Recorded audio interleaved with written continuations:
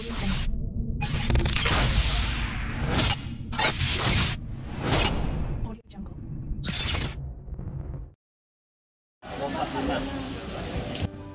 rangka menyambut pesta demokrasi serentak di seluruh Indonesia yang jatuh pada tanggal 14 Februari 2024, berbagai harapan turut diutarakan termasuk oleh Ketua Umum Kerukunan Dayak Kenyah Kalimantan Timur, Profesor Dr. Juhardi.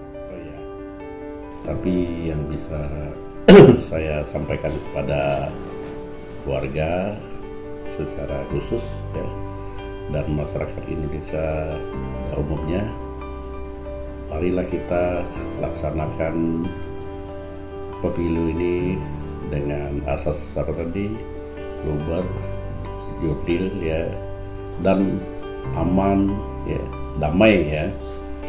Jadi kita dari Kerukunan Dayak Kenyah Kalimantan Timur tidak lain adalah yang kita inginkan hidup rukun, hidup damai. Ya itulah yang kita harapkan. Seperti pemilu ini kan ada satu momen yang penting bagi bangsa dan negara kita. Dan ini para tokoh-tokoh kita atau pemimpin kita sudah memberi arti bahwa pemilu itu adalah pesta demokrasi. Karena negara kita menganut asas sistem demokrasi ya. Artinya dari rakyat, oleh rakyat dan untuk rakyat ya. Nah, yang kami bisa himbau, marilah kita ya laksanakan pemilu ini dengan aman, rukun, damai. Ya anggaplah itu seperti pesta. Ya pesta ini kan happy. Nah, jadi ya kalau saya amati selama ini memang terjadi sudah pesta-pesta itu. Masing-masing partai pesta-pesta di manakah dengan pendukungnya kan itu sudah terjadi. Cuma yang kita harapkan lagi pada hari penyeblosan itu tetap itu dibawa ya. Pesta demokrasi tadi kalau masing-masing TPS ya kalau bisa makan apa salahnya ya kan. Jadi itu ya kita harapkan berjalan dengan lancar dan damai ya. Nah, khusus kepada masing-masing peserta ini kan ada 3 nih ya. Itu kita sudah tidak ragukan lagi kemampuan mereka ini ya. Kita sudah lihat dalam debat juga ya. Kita lihat di mana-mana ya.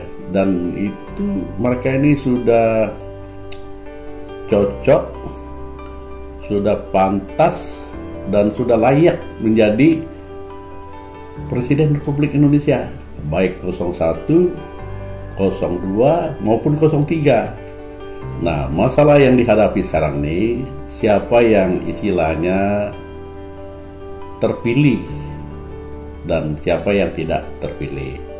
Nah, ini ada beberapa faktor itu, antara lain ya kita percaya adanya campur tangan yang Maha Kuasa, yang mana yang ditujukan kepada kita ya, yang menjadi presiden ke-8 ya untuk bangsa kita Indonesia.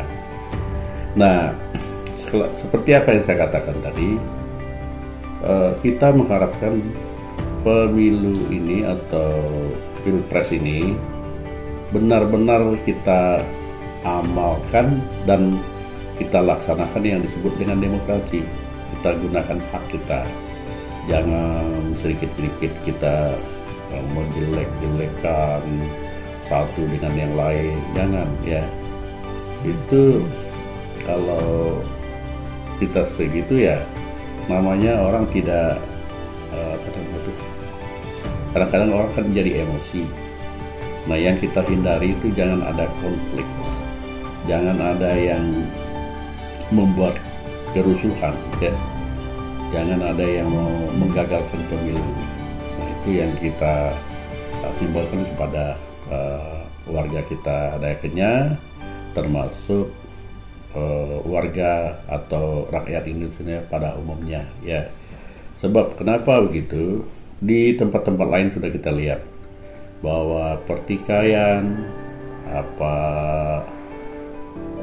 kerusuhan itu tidak membawa manfaat bagi kita, istilahnya yang kalah jadi abu, yang menang juga jadi arang. Tidak ada gunanya. Lebih baik kita hidup rukun, damai, dan menuju yang disebut dengan masyarakat sejahtera ya. Dan itu yang perlu kita garis bawahi. Nah, kalau saya melihat pemilu yang akan datang ini, yang tanggal 24 Februari 2023, 24 ya, 14 ya, sorry ya, tanggal 14 Februari tahun 2024 ya, ini ya rada-rada cemas ya, karena kita lihat di medsos itu macam-macam sudah. Yang dulu kita hormati, kalau bicara kadang-kadang, aduh kita bilang gitu aja kamu, ya kan? Ya, tetapi kita bisa maklumi mereka ya. Geruduk seperti apa istilahnya tuh, membabi buta ya. Jangan seperti membabi buta.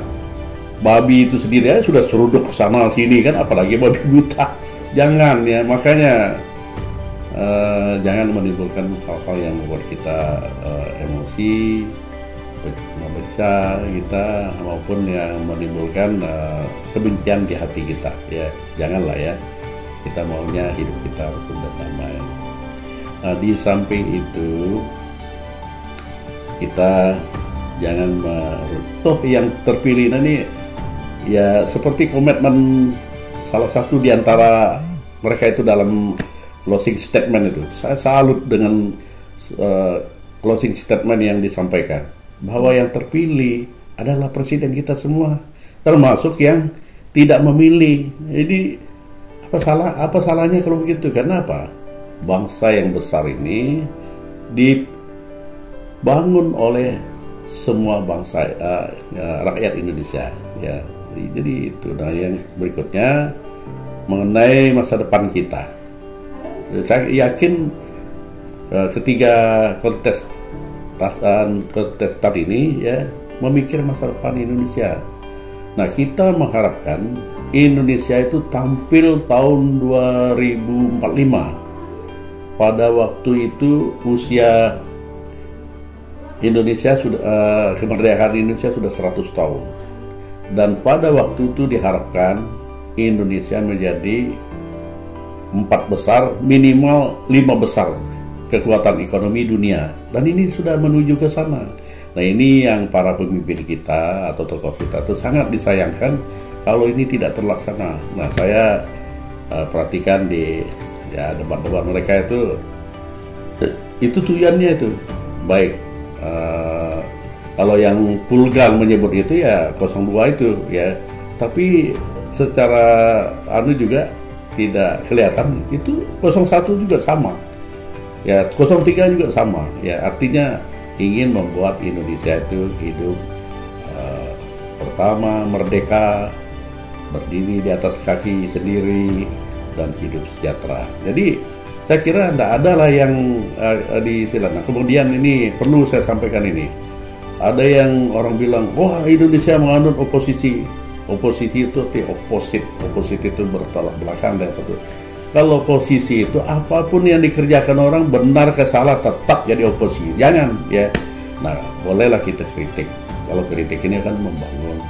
Tapi jangan oposan ya. Jangan kalau oposisi ini orang bikin baik tetap disalahkan. Jangan. Jadi masyarakat kita yang bingung.